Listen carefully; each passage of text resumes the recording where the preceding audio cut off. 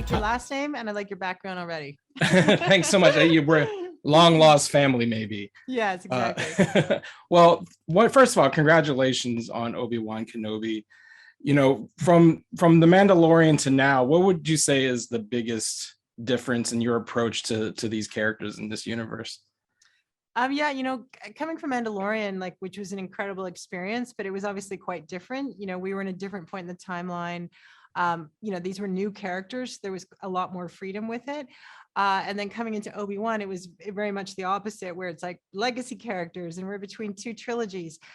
So it's been very different, but also very exciting, to get to work with such huge characters and tell sort of a different chapter in their lives.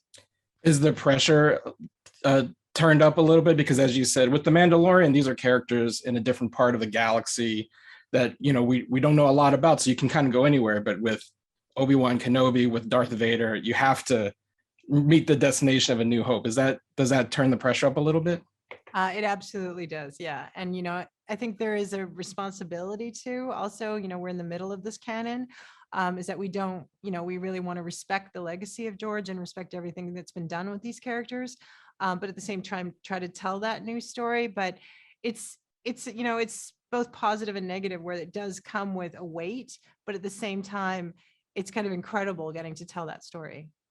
Part of that story, as we mentioned, is Darth Vader, and you kind of fought for Hayden Christensen to come in and be part of the story. Why did you want to have Hayden come back, and what kind of motivated that element of the story for you personally?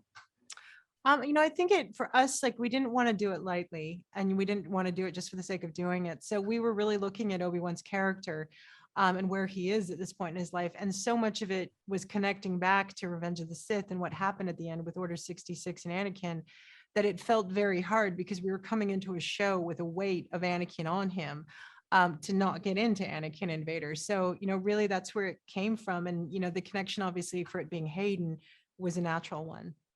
It would be remiss of me to not mention that May is not only Star Wars month, but it's also Asian American Heritage Month. And you're the first Asian woman to direct a Star Wars. You have all 6 episodes of Obi-Wan Kenobi. What does that feel like? And also, I think one of the greatest what ifs in cinematic history is, what if Toshiro Mifune had said yes to George Lucas in 1977? That would have been amazing. What would that have done for representation, right? Like, for 40 years, yeah, we would have had an Mifune Asian was a actor. legend. I know. Oh my God, I would have loved to have seen that. And, of course, working with Ewan, but who knows, maybe it would be Takeshi Kaneshiro that you'd be working with as Obi-Wan Kenobi. So what would that have done for, like, representation for Asians in Hollywood, had one of the most iconic characters in cinema history been played by an Asian actor? I don't know. I mean, it is sort of mind blowing to think of Toshiro Mifune having said yes in that, and it would have been so different, but it would have been incredible.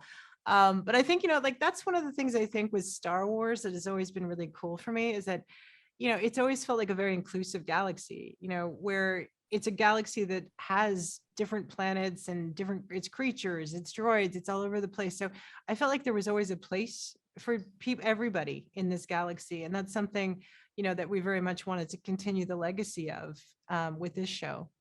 Well, I'm excited for it, and I can't wait. Thanks so much for talking with us. Thank you. The activists, directors, comments and the lectures, fanboys, professional artists and professors. Maybe a nerd who's just like you, talking about the things that you like too. So I invite you to the NOC. In full color, you see me. The hard knock life, comics, movies and TV. Yeah, pop culture with a different perspective. Watch it on your screen, hit play, so check this.